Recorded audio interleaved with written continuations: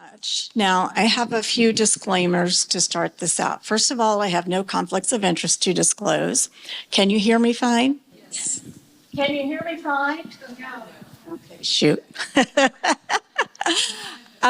I talk with my hands a lot, so I don't know how this is going to work holding, I might be bumping into the mic. Also, I'm not an expert. I have worked at the Center for Practical Bioethics for 18 years, and our legacy work is indeed in advanced care planning, and I'll talk more about that later. But I'm not an expert. I know a little bit about a lot of things, and I know a lot about very few things. So I'll tell you what I know, and I hope to learn from you, as I already have, talking with my lunch pals. So having said that, I want to tell you about the Center for Practical Bioethics. Indeed, Danielle said, I'm the Chief Operating Officer. I started there 18 years ago, leading a project on pediatric palliative care.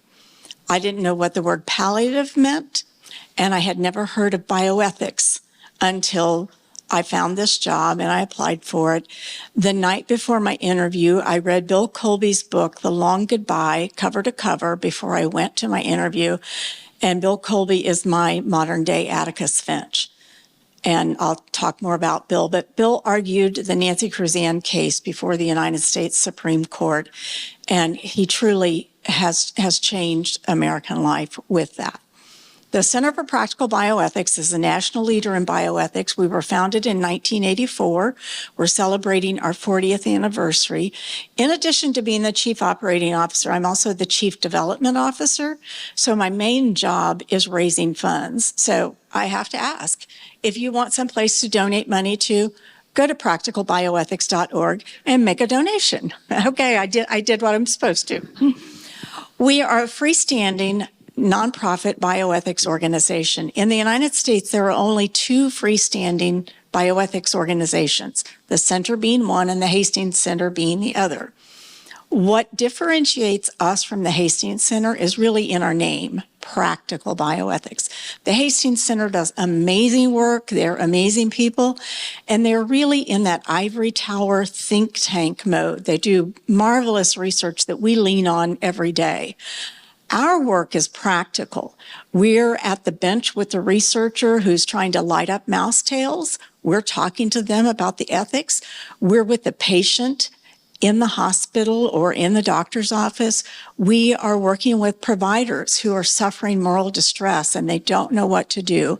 And we are in the halls of Congress and in the C-suites of healthcare administration. So that's why we're practical. We talk about real issues in real life, in real time. That's the number one thing that differentiates us from the Hastings Center. And our tagline is guidance at the crossroads of decision. I know that not everybody here is a board-certified patient advocate, but I am. And I really appreciate that credential. I think it gives us a lot of credibility. And people are looking for credibility today. So if you haven't gone through the process of being a board-certified patient advocate, I certainly encourage you to do that. It's well worth your time. I can't believe all the things that I learned doing that. But I'm here to talk about advanced care planning. So what is our role? And when I started doing research for this, I looked at the roles that are defined by the BCPA. One of the roles is amplifying our clients' voices. That's what we do as an advocate. Each client has their own autonomy. Autonomy is one of the basic tenets of bioethics. I have the right to ask for and receive health care. That doesn't mean I have the right to get every new technology that is out there, but I have the right to state my values and preferences. And as an advocate, that's what you're doing. You're helping your clients identify their values and preferences, state them, perhaps even document them. And so it's important that we amplify our clients' voices. We want to safeguard their rights. You go in the hospital, there should be a poster that says the patient's rights. Not everybody reads that, but you do have rights. And we want to honor their values. We want to talk with them enough that we know what are their values. I'll talk lots more about this later. So what is advanced care planning? Advanced care planning is simply the process of planning ahead for if and when the time comes that you cannot speak for yourself. You can't make those decisions. You can't make your decision known. Perhaps you've already figured out what you want, and you might have even written it down, but if nobody knows about it, then you haven't really done advanced care planning. We have a document called the Caring Conversations Workbook, and I brought 100 copies, and I want all of you to take at least one and maybe more because they made my suitcase extremely heavy. So I don't want to take them back to Kansas City with me. But with this workbook, we encourage you to have the conversations. Do you want to have artificial nutrition and hydration? If you have pneumonia, do you want them to give you antibiotics? Are you a person like my husband, who is just the dearest futurist I've ever known? He believes the day is going to come when his consciousness can be uploaded somewhere. So in that event, he wants absolutely everything done for him until upload can occur. I'm not that way. Consequently, my husband won't have these conversations with me. He just says, I just want to be kept alive. Okay, honey, okay.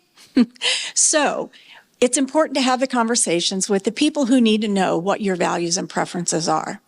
It's important to document your wishes. There are documents in the middle of this called the Durable Power of Attorney for Healthcare Decision Making.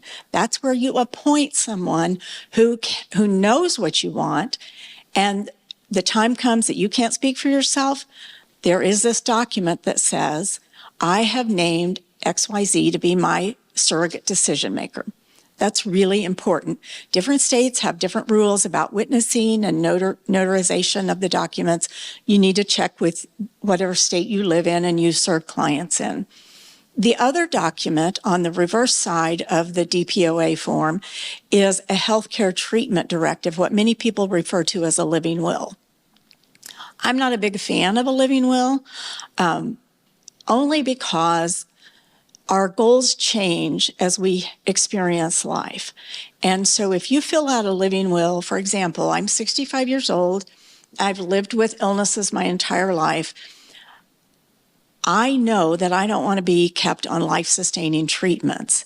If there's no chance, I don't mind a time-limited experiment perhaps, but if I'm never going to regain consciousness, I've told my children, if I cannot give and receive your love, if I cannot read in some fashion, I don't want to be on machines. However, let me tell you a story, and that was one of the disclaimers I wanted to tell you. I can give you all kinds of facts and figures. They're out there. I think stories really exemplify the work that we're doing, and I love to tell stories. So I'm going to tell you a story. When my children were 10 and 13, their dad and I divorced, and it was a really tough summer for lots of reasons. But one of them was there was a family friend for whom I had been her guardian. She had Alzheimer's, and she had no family that wanted the responsibility of taking care of her. She had been a difficult individual before Alzheimer's, and she became even more difficult once the Alzheimer's set in. But I was her favorite person in the world, and I had been since I was 2 years old. So it was a gift to me to be able to do that service for her. Well, the disease progressed so rapidly, and we finally got to the point, it had been a year or more since she had known me, but I had her in a nursing home, and they provided good care for her. But she had respiratory issues, and her lung kept collapsing. So the nursing home sent her to the hospital. The doctor said, "What do you want me to do?" And I said, "Well, I want to keep her alive if possible. So reinflate her lung, treat her for that." Well, this went on for like 3 times. And finally I thought, this isn't Annie. Annie's been gone a long time, and this isn't how she wanted to live. So I told the doctors, we're not going to do that again. We're going to allow her to die naturally. and keep her comfortable as possible. And she really wasn't in a lot of pain. So I took my children, as I said, they were 10 and 13, and I took them up to the hospital to say goodbye to Annie because she'd been our family friend their entire lives. And this was during the time of Jack Kevorkian. He was all in the news. So I took the kids up there and I said, I want you to see Annie. This isn't the Annie that we've known and loved your whole lives. And Annie's ready to go. And I'm ready to say it's okay for her to go. And I want you to remember this day, because if I am ever like this, I want you to do the same thing for me. And I want you to find whichever Dr. Kevorkian is around and have him or her help me to die. Well, their father declared that I had scarred them for life. But, we had lots of differences of opinion, which of course led to the divorce. So we talked about that. And remember, they're 10 and 13 years old. And who talks about dying? Well, I'm weird. I do, because dying is a part of life. Just like Forrest Gump's mom said, dying is a part of life. So my son said on the ride home, he said, well, I'm telling you right now, if I'm ever drooling, you better just let me go. So I said, you're so sweet. You're my baby. And I don't care if you drool or not. You drooled a lot when you were first born. And it'll be my decision as long as you're a minor. So we'll see what happens. Well, so he's 13 years old. We had this conversation many times. The center recommends that you have this conversation every year, either on National Healthcare Decisions Day, which is April 16, or around Thanksgiving, when oftentimes families are together and you have serious conversations. So Andy was 13 when he made that declaration. So fast forward about 20 years, during which time we talked about it over and over, but he hadn't been as emphatic about his wishes in those intervening years. But he was about 33, maybe 32, 33, and he had a dreadful bike accident. A car plowed him down. So he's in the emergency room. My husband goes and gets him. He's fine, thank God. Everything's good. And he comes and stays with us for a few days, and then he goes home, and a week later I'm talking to him on the phone, and I said, I am so grateful you had your helmet on. And he said, well, Mom, if I hadn't had my helmet on, you'd be feeding me through a straw now. And you'd be drooling, right, Andy?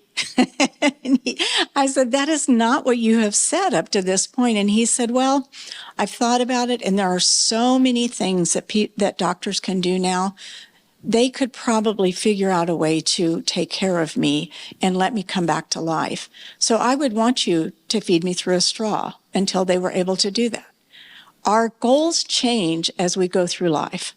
So that's why we say, you need to keep having the conversation. I will tell you, I'm totally out of order from my slides, but we'll get along.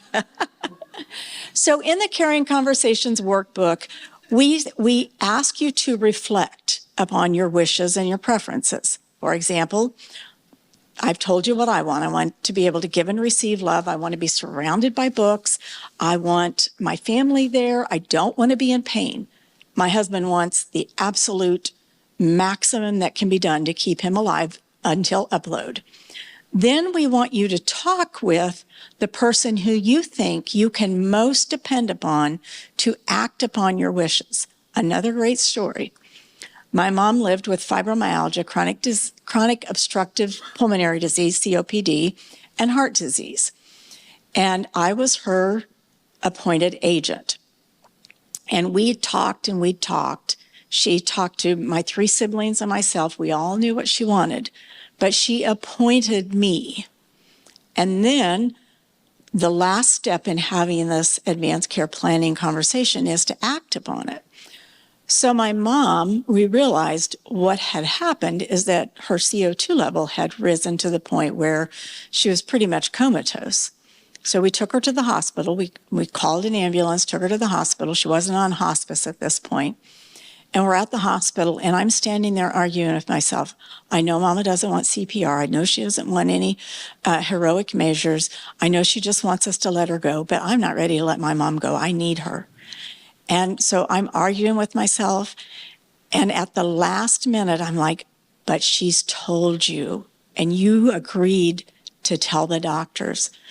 Thank God at the last minute, they were able to get her revived. I was so glad I didn't have to make that decision that day. So there's a difference in knowing it academically and actually being able to do it.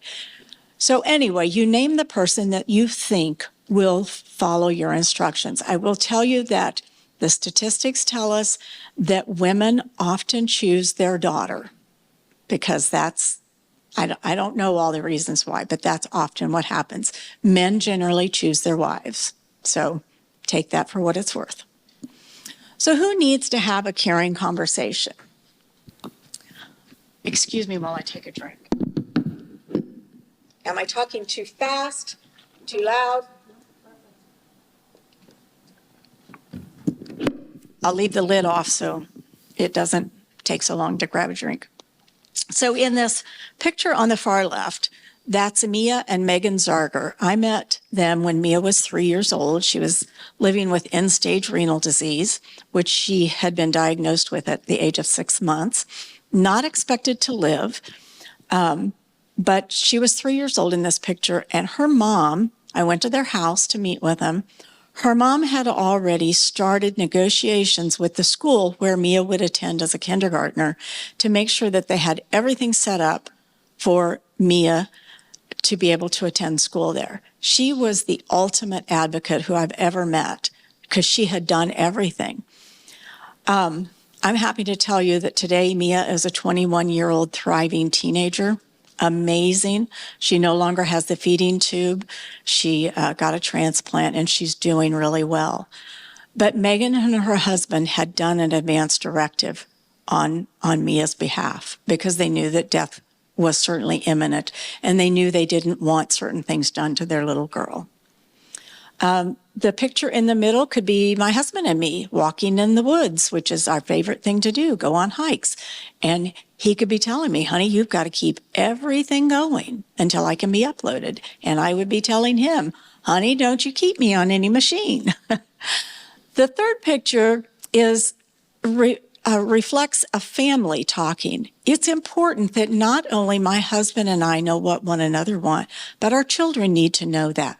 My siblings need to know that. So we've had these conversations, not my husband, but I've had my conversations with my entire family because I want them to know. And I don't want them to be angry with my husband when he says she wouldn't want this. This is not what she would want.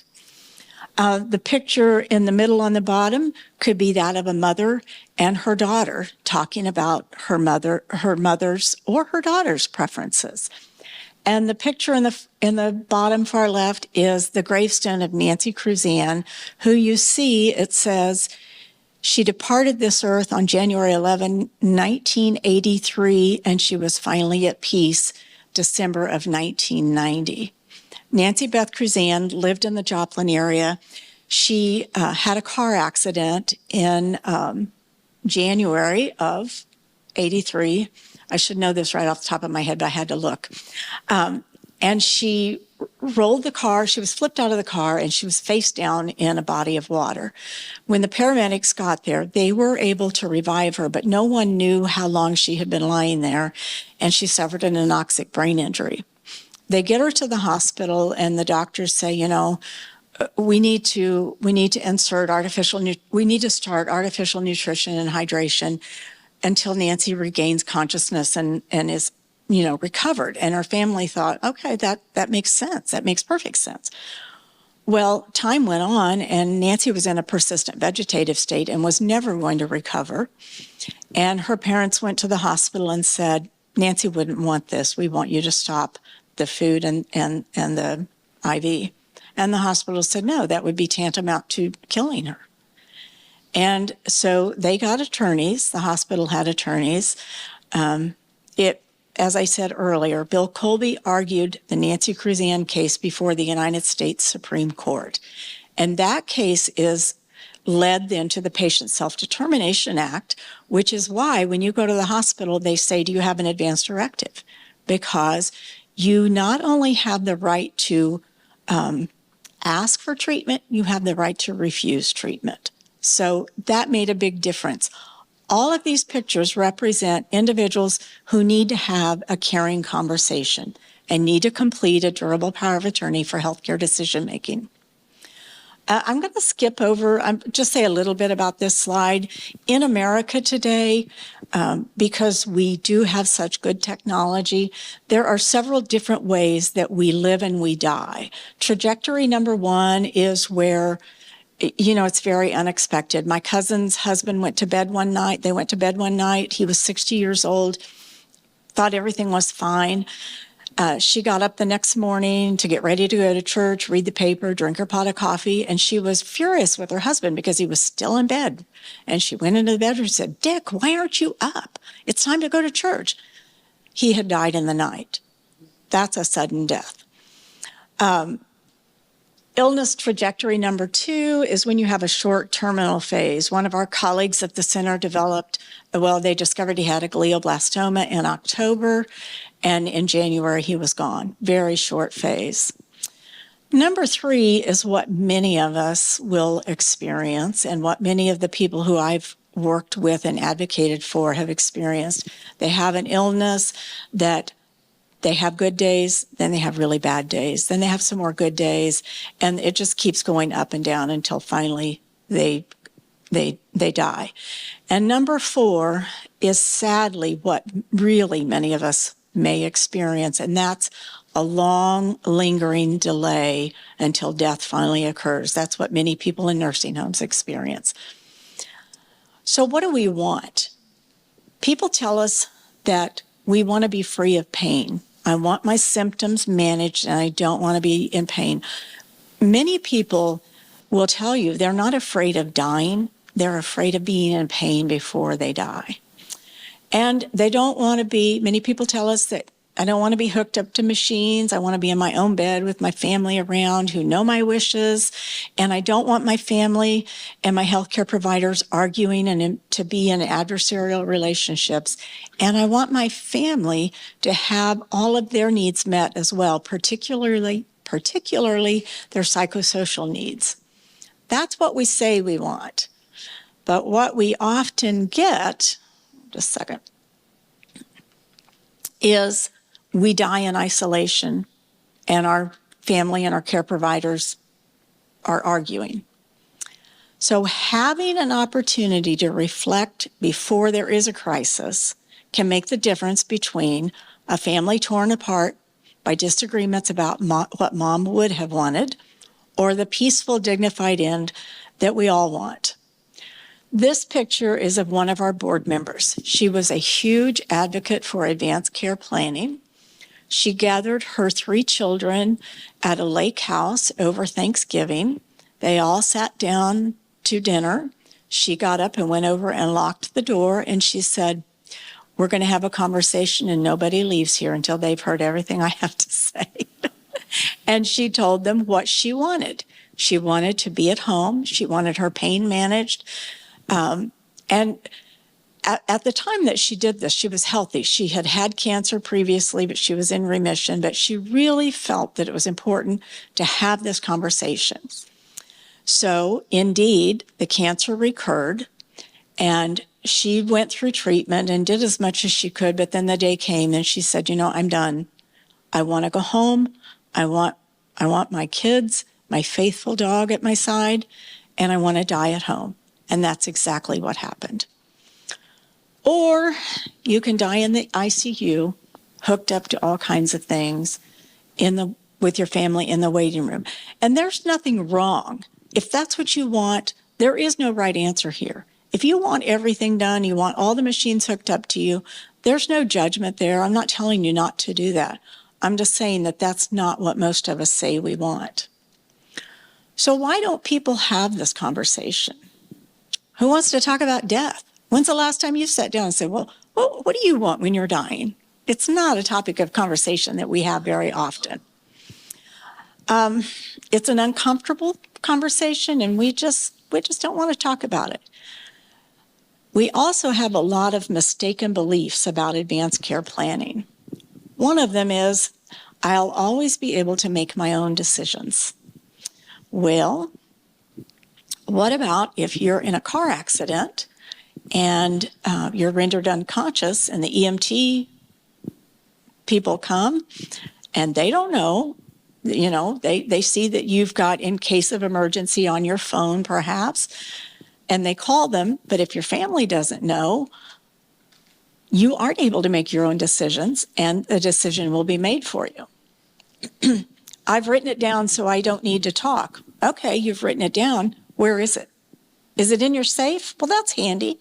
So when the paramedics are called to your house because you have gone into cardiac arrest, they're going to know to go look in your safe and pull out your advance directive, right?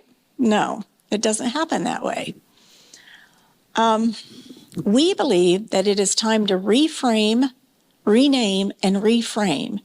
We're talking about how to live, not how to die. And there are so many tools available to help you have these conversations. So as I said, I've already talked about this, but in the middle of this document, there is a durable power of attorney for healthcare decisions.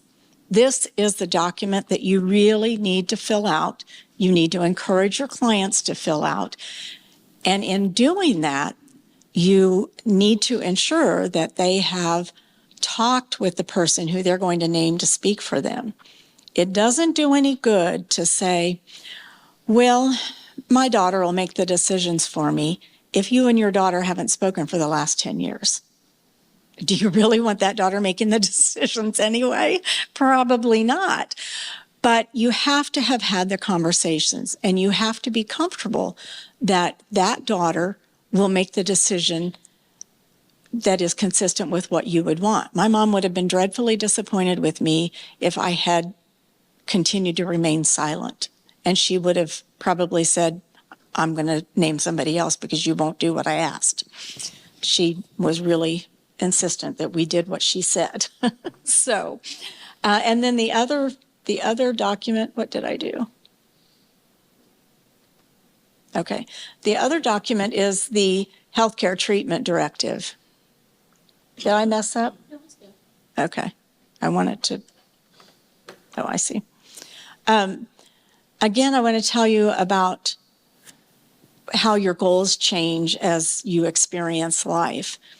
About 11 years ago, my friend, whose husband had diabetes and had already had a leg amputated, he had diabetes and as a result had one leg amputated, and they told him that he needed to go on dialysis. And I said, I would never go on dialysis. You lose your freedom. You can't do anything. Your quality of life is no good. I just wouldn't do it. Well, they had a son who he wanted to see grow up, so that's why he went on dialysis. But me and my Miss Stiff-Necked, I know everything attitude, like, well, I just think that's crazy. I wouldn't do it. Well, then 10 years ago, I didn't have him, but my first grandchild was born. And he is the most special thing that was ever put on the earth.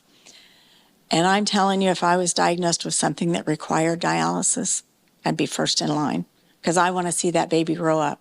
I want to see the man that he will become. So I'd have dialysis. I'm the same person I was 11 years ago when I was being so judgmental towards Cece for doing it. But I know a little bit more now. So our goals change, and that's why I think it's fine if you want to fill out your healthcare directive and you know absolutely that you never want CPR. I guarantee you the CPR that is actually done is nothing like we see on TV. It just doesn't work that way. But the combination of your DPOA, your durable power of attorney for healthcare decision-making, and your healthcare directive living will, that's called your advance directive. Do you have to have both? No, but the DPOA is really important.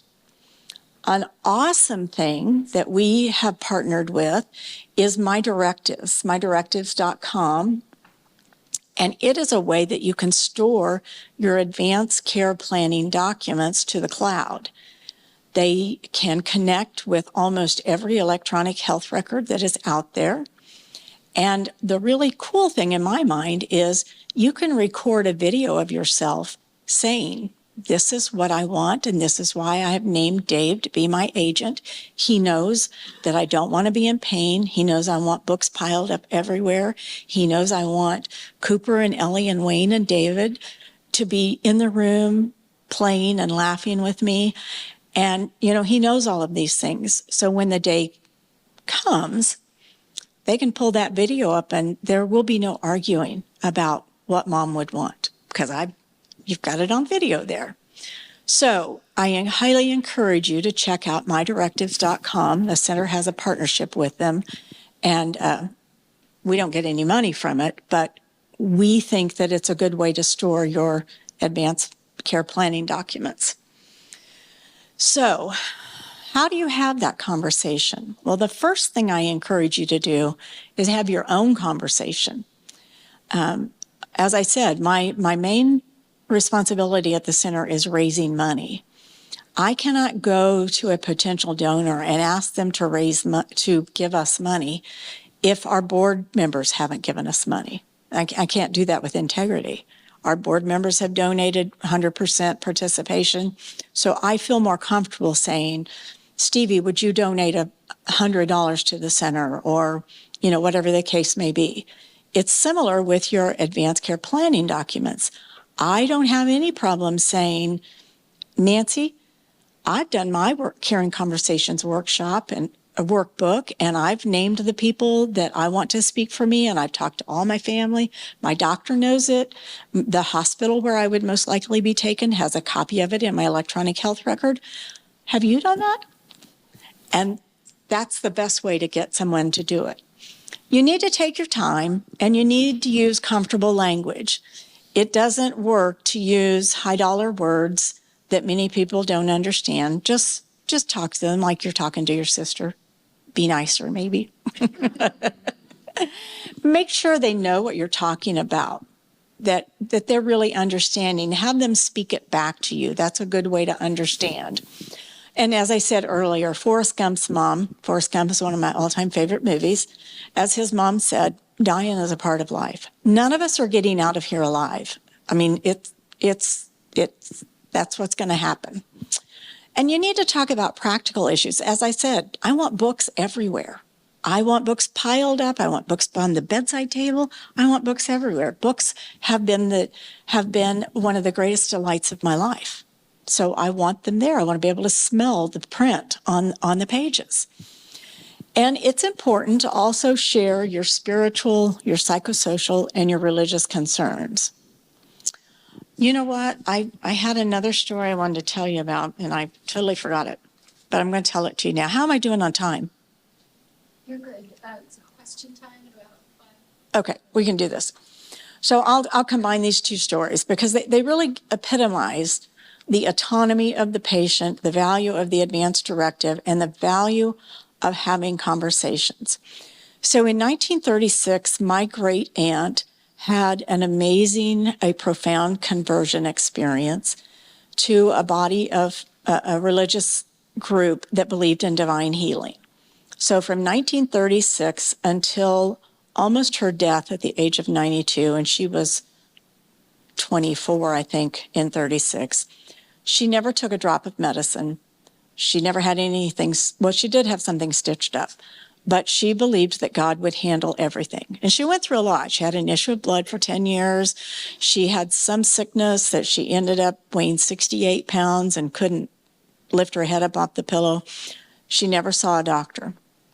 So I grew up with that story. I mean, I was really, really close to her. I lived with her for about a month after I had been in the hospital for a month. And she was the pastor. She became the pastor of our church, and going to church was the most important thing in the world to me. So I lived with her because I couldn't be outside, and I could put a mask on and just walk as quickly as I could at the time from her house, just a few hundred feet to the church.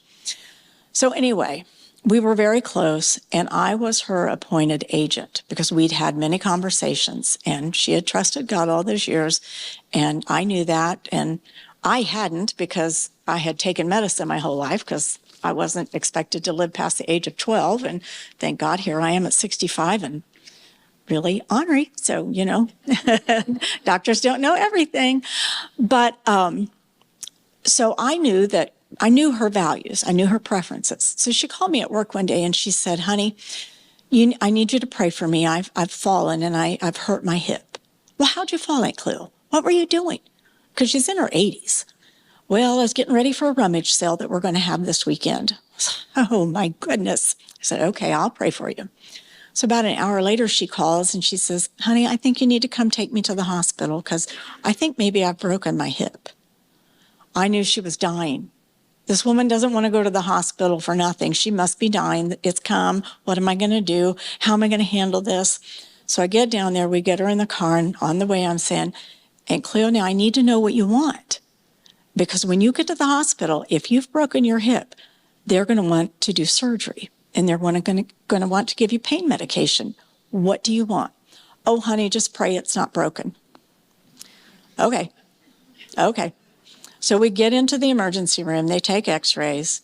The nurses come in and they say, well, Mrs. Kidwell, your hip is broken. We've called the orthopedic surgeon and he'll be in and we'll schedule you for surgery and then you'll go to rehab. And I'm like, oh, wait.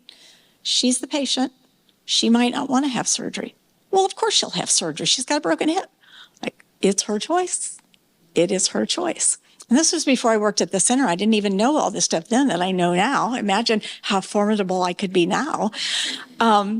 So one of the nurses, the other nurse said, I think we should leave you alone for a few minutes to talk and to pray about it. And then when the doctor comes in, you can talk to him. So they leave, and I say, now, Aunt Cleo, I know that God wouldn't be upset with you if you had them operate on your surgery. On your hip. You have a lot of work left to do, and we need you around. So it's going to be okay. Oh, honey, just pray I don't need surgery. Oh, my goodness. Of course you're going to need surgery. You broke your hip. I didn't say that to her out loud, but I certainly thought it. The doctor walks in and he says, well, Miss Kidwell, you have broken your hip, but I'm happy to say I don't think you need surgery. Yeah, my husband said, honey, that was just God telling you, you really are not the boss of him. So she didn't have surgery.